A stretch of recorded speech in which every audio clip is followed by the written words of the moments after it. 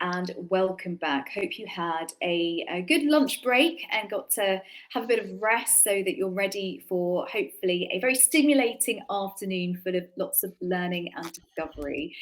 Just as before, as we saw this morning, when we do have our panel discussions, I'll try my very best to put your questions to our panelists. So please do use the Q&A box, which is on the right-hand side of your screen, and I'll watch out for those questions. So let's kick off our first afternoon panel session, which is on decarbonisation.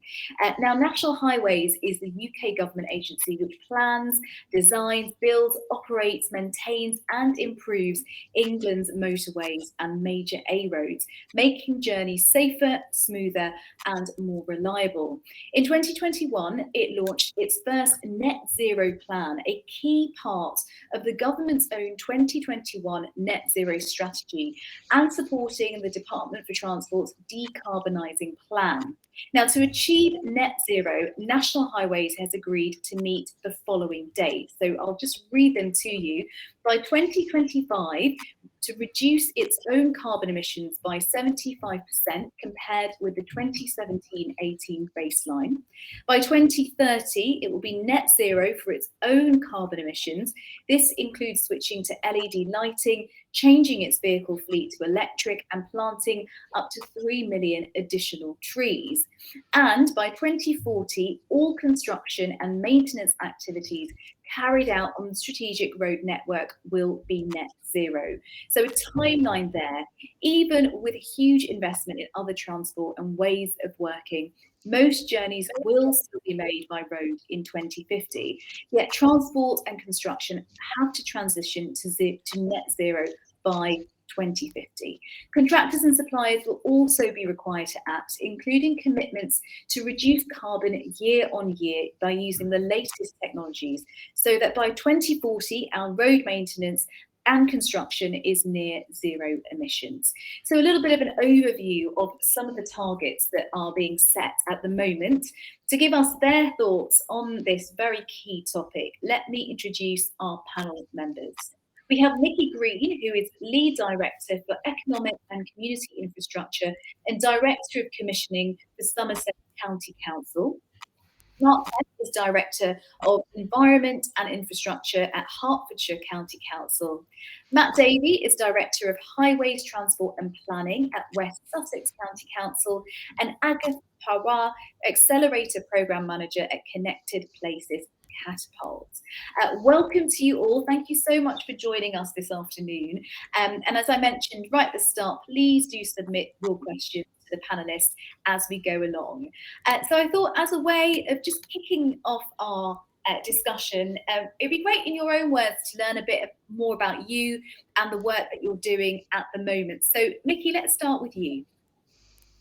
Thank you. I'm actually Executive Director of Climate and Place at the new unitary Somerset Council, and probably the newness is the thing to emphasise there in terms of what I'm doing. We've only been a unitary for 2 months, and I think the clue is in the title, which is really exciting, kind of covering climate and place.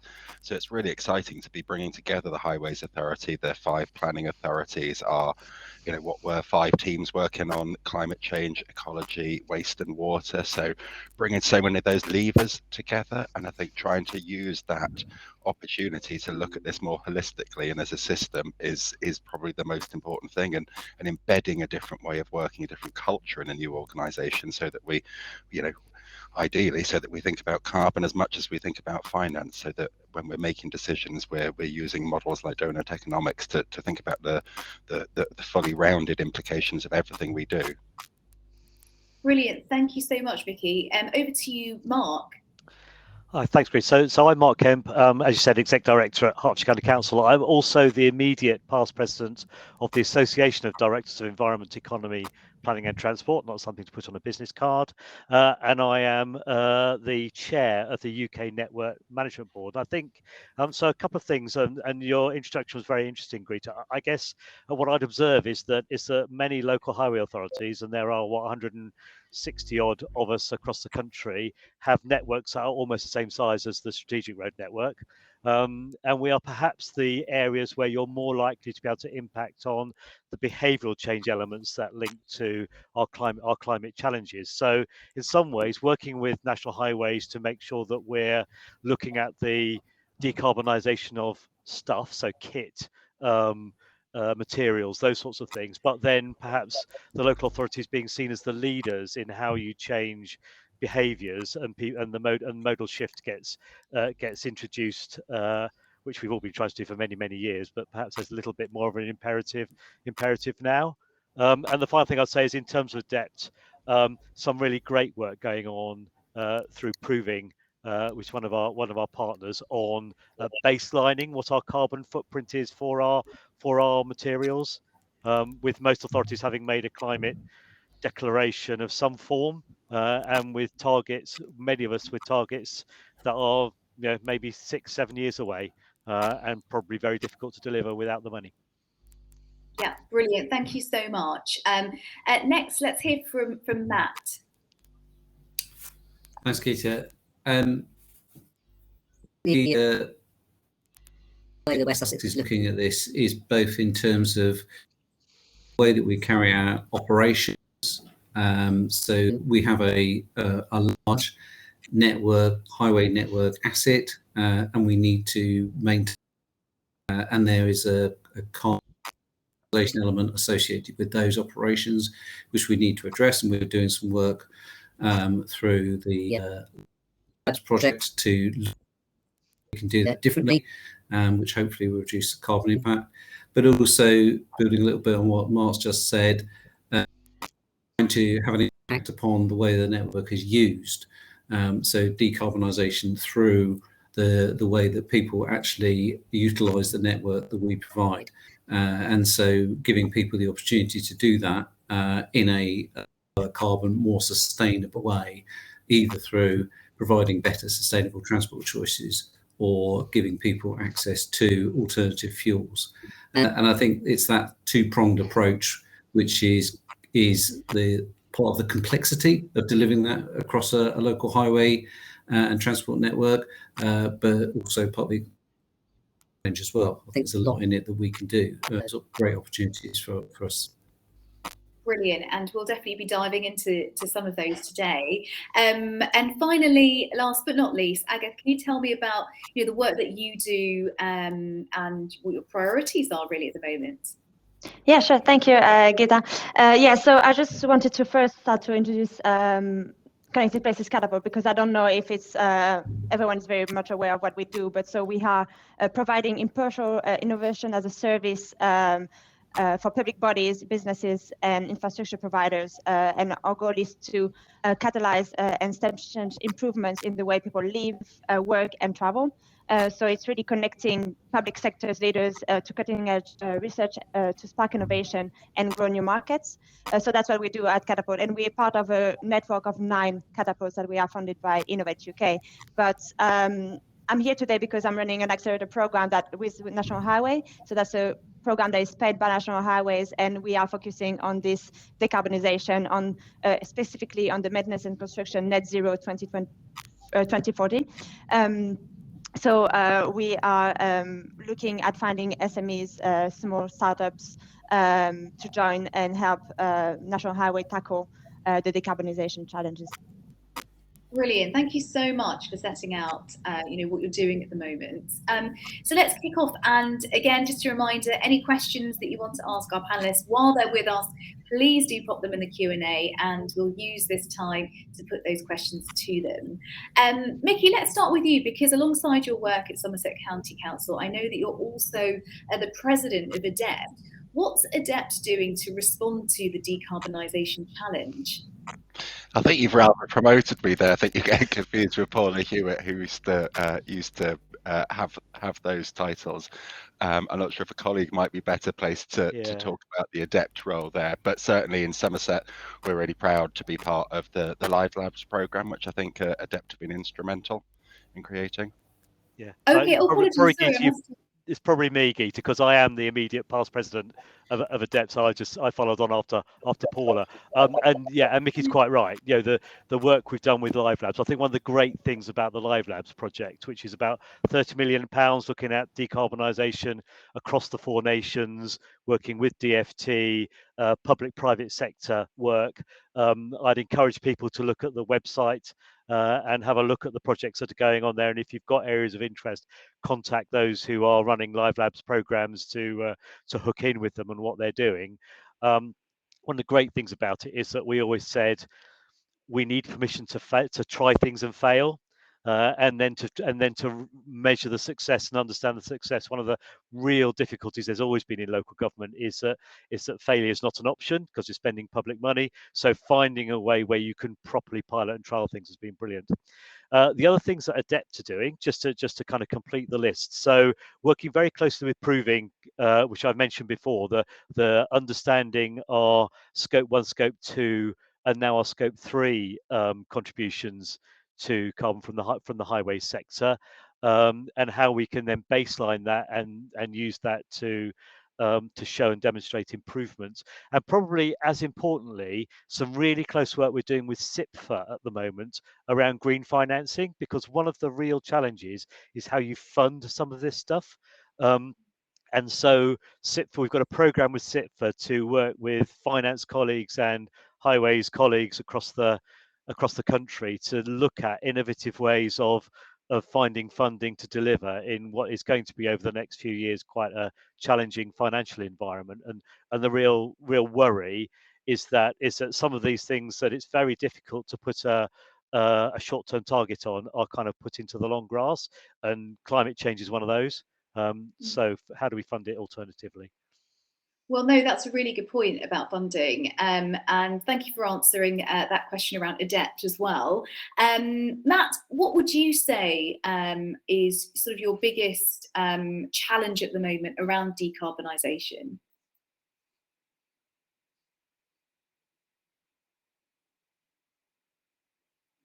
Well, we see lots of...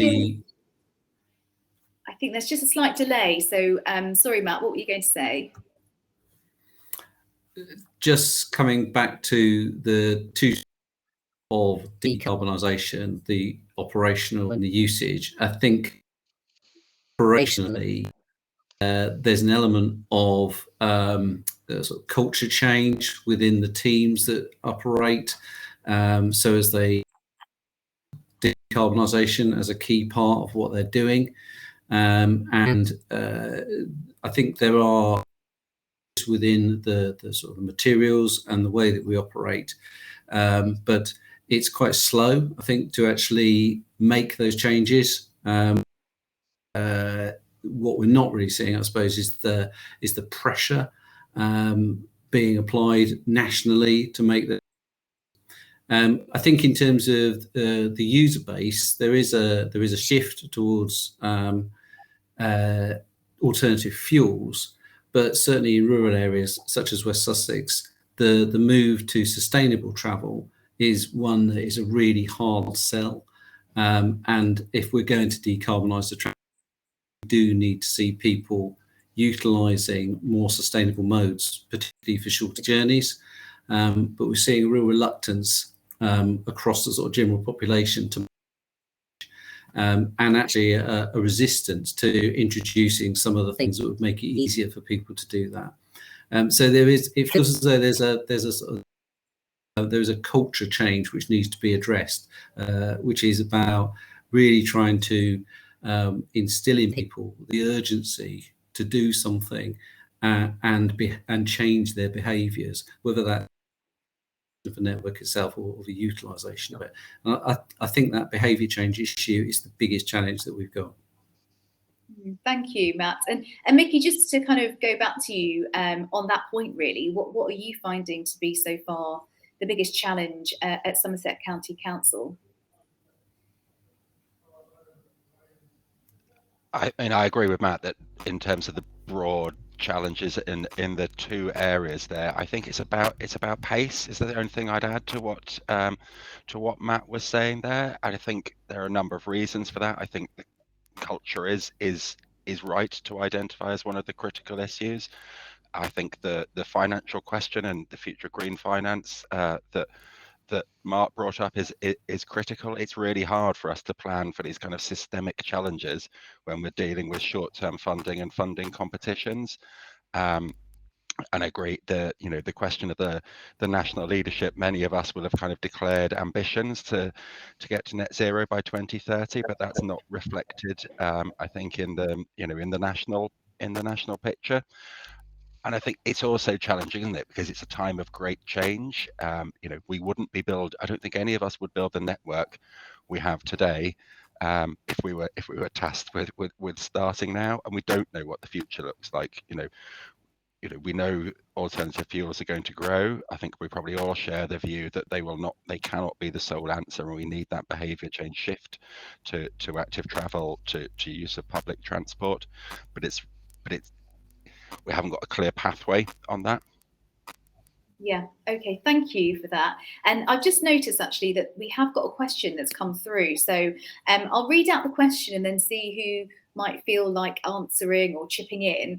So thank you. This is from Pieter, and he says, given the challenges of working across the highways networks, what is the best approach to making sure national highways and local government deliver seamless decarbonisation across a geographic locality? Is there anyone who'd like to answer that one? I can see you're all thinking. I'll start if you like. So one of the really one of the opportunities that are coming up at the moment is that Road Investment Strategy 3 is just being developed and consulted on.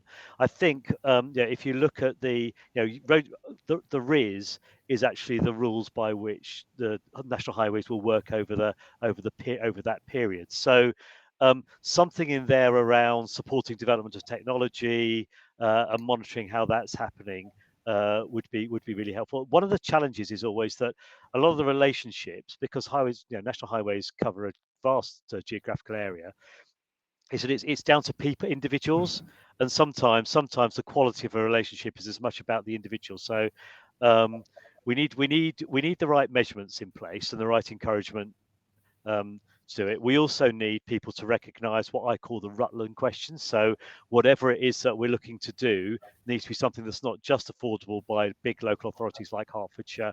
Also, the smaller unitaries need to be able to do it, and national highways need to be thinking in that way around whatever they're doing. How transferable is that to the local network? Because they are different beasts. I mean, you don't, generally speaking, have utilities in National Highway Strategic Road Network, for example, and yet we are constantly dealing with utilities being put through our systems, having to then repair and replace, and the knock-on implications and the carbon implications, all those kinds of things. So as a starter, while I've given other people a chance to think, how's that?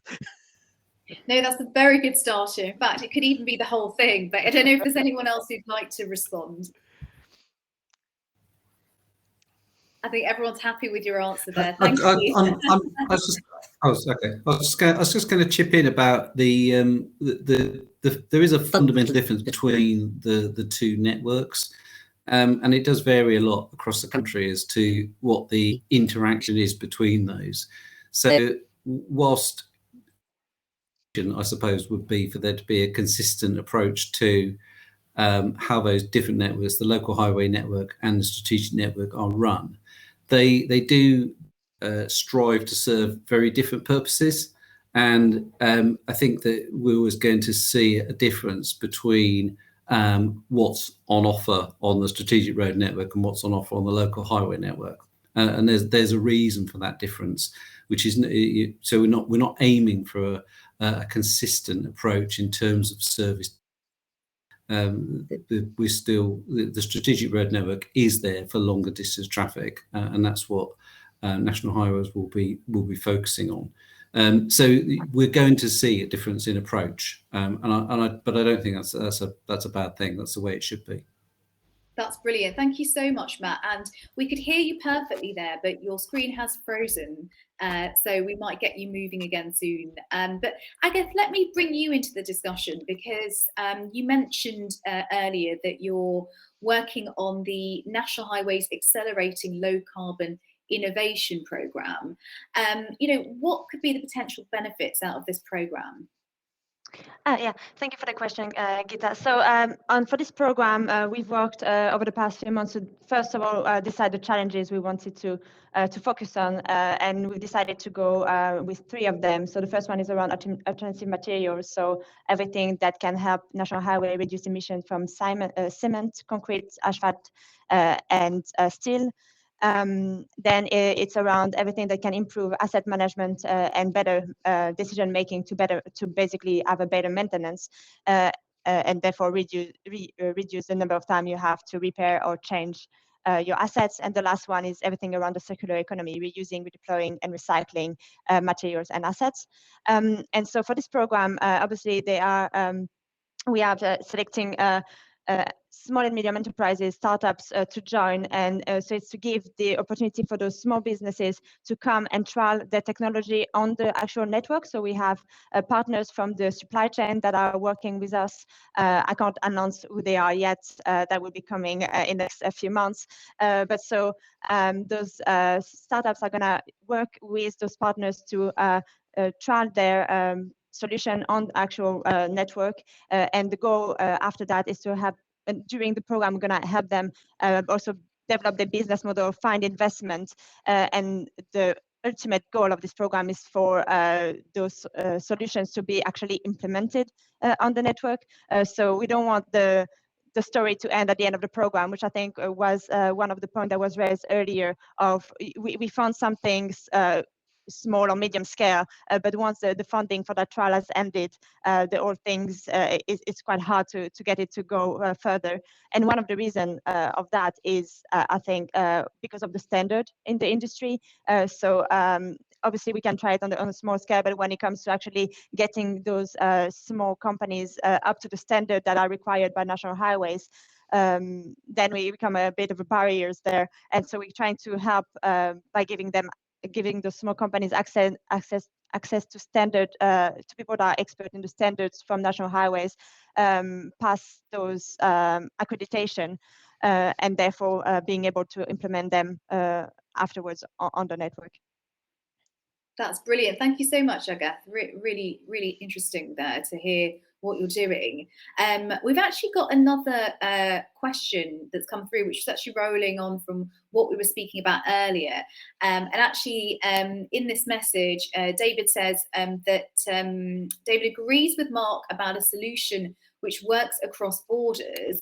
And then he questions, would a regional approach with local authorities help with economies of scale and volume of voice? How can the STBs help? So I don't know whether one of our panelists from the council perspective might offer the light. I mean, maybe Mark, you first, and then Mickey. Yep. Happy to. Yes, I mean, I think absolutely there is a vital role for the STBs in this, in helping to pull together on a kind of a regional basis. Because as Matt was saying, we've got 2 sides to this, haven't we? We've got the materials side and the fabric side, and we've got the how people use those things side. But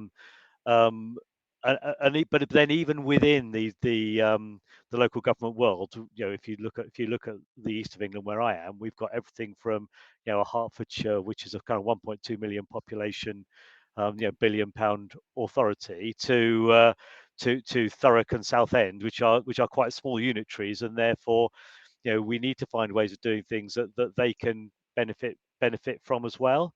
I think Adept works quite hard on that collaboration, so the learning through Adept is very useful. And actually, going back to what Agatha was saying, one of the tasks that the new Live Labs program has been given is finding a better way of disseminating the learning to the rest of the community, because what we tend to find is that we will have a person of particular interest in something and a provider who's working with them, maybe an academic organisation who's working with them, and they'll work through that and they've got an enthusiasm and they'll do it really, really well. As Agatha was mentioning, actually getting other organisations to then take that and run with it as well is proving to be quite a difficult thing. People are naturally nervous of some of this stuff. So how we gain the data, the evidence to enable people to make those changes across border, I think is one of the real challenges that we're facing as a community. Yeah, brilliant. Mickey, what about you? Would working in a more kind of regional approach when it comes to decarbonisation be something that you would want to see happen?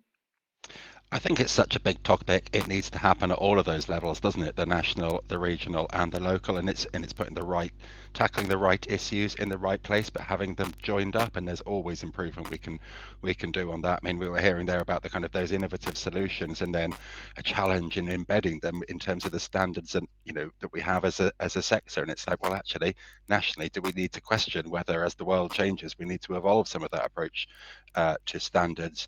Regional level collaboration, absolutely. But I think when it comes to the local level, we're the one, the democratically accountable areas and understand our patch, so can understand really in terms of that driving behavior change, in terms of engaging with local populations. Might seem a minor thing, but in terms of that, rewilding our verges, that cannot be led regionally or nationally. It's about engagement with local people. But I think there are other questions that it is right to tackle at a national level in terms of looking to the really long-term future. I was driving my daughter back from swimming last night, and there was road maintenance on the road I was going on. Quickly looked on sat nav, and it's kind of made me think, God, why doesn't sat nav know that road is being maintained tonight? Why can't we link those things up? Why can't I report my pothole on that one system? And and those things, I'm never going to be able to fix locally. We have our own local solutions, but so I think it's tackling the right issue at the right place, but getting the join up between them, and that join up in terms of objectives and timelines, which I don't think we have between the local, regional, and national at the moment. I love that example about the roadworks, because we're actually working on National Highway on how to improve customer experience of roadworks. At the minute, we have another accelerator. I'm not the one working on it anymore, but you see, they are also working on that specific issue, and so they are hearing the people. But I just wanted to come back to the regional level questions, just because we actually just launched a new program very recently called Clean Future Program, and this is a collaboration between Connected Places Catapult, the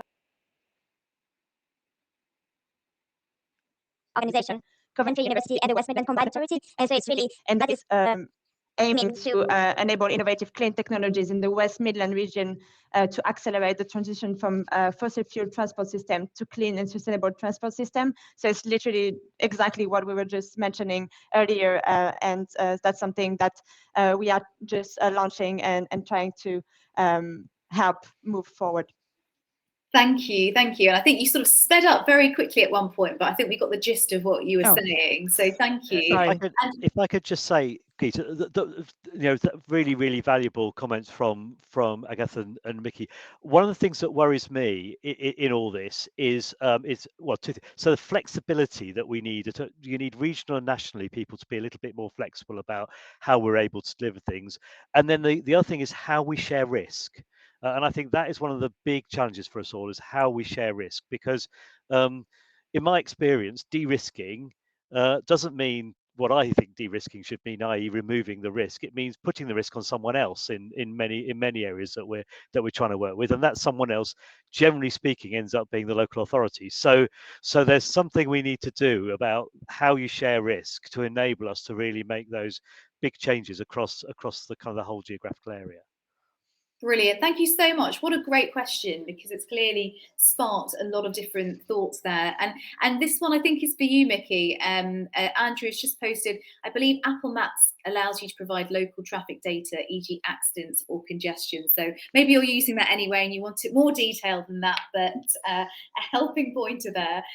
So we're going to come to the end now of our discussion. But before I say goodbye to you, I just thought, very briefly, if there was one priority for you at the moment with decarbonisation, what would it be? Mickey, let's start with you. The freedom to innovate. I'd love the kind of money that we spend on some big road improvement projects to genuinely make a difference in terms of active travel and public transport. I think otherwise we tinker around the edges, don't we? Live Labs program is utterly fantastic, honoured that we're part of it, but it's 30 million, isn't it, compared to what do we spend collectively, 2 billion? So I think it's got to start with a combination of that money, with the kind of freedom to push where local areas are prepared to push more, but also knowing that we've got that support behind us whilst we have to get into those really challenging questions. Can we afford the network we've got in the future? Is it fit for purpose for the future? And then we've got sufficient cover for that, as well as the funding to demonstrate what an alternative future looks like. So quite a lot I want, but yeah. No, fair enough. It's not an easy question to answer when there's so much to talk about. Mark, what about you? If you had to pick one priority? Yeah, if I had to pick one, then I think it would have to be visibility of long-term financing, so that we can actually plan more strategically about what we're doing. And at the moment, it is a little bit hand to mouth, and that stifles the ability to properly program those things. And it makes it really, really difficult to sell what are really genuine benefits around health and well-being and economy of the things that we are trying to do that we're doing under a climate badge. But actually, there's loads of other benefits to them. And if you can't see the forward funding, then you just don't make the decisions, because our members are not allowed to agree an unbalanced budget. So let's start. Yeah, brilliant. Thank you so much, Mark. And final word from you, Aga. I think one of the key things is collaboration. Oh, I was so ready for that, but I think we've lost Aga. Well, she did contribute quite a bit, so hopefully you got a sense of what her priorities are at the moment. Well, I'm going to wrap up now. Thank you so much to all our panelists, to Mickey, Mark, Matt, and Aga, for your incredible insights and sharing what you're all doing in your own divisions and areas of England. I hope that if you're at home or in the office, you are getting to learn so much from everything that's been said today. We will be returning for our last keynote speech and also our last panel of the day, which is going to be about biodiversity, which is going to be really insightful. We'll be back at 5 to 3.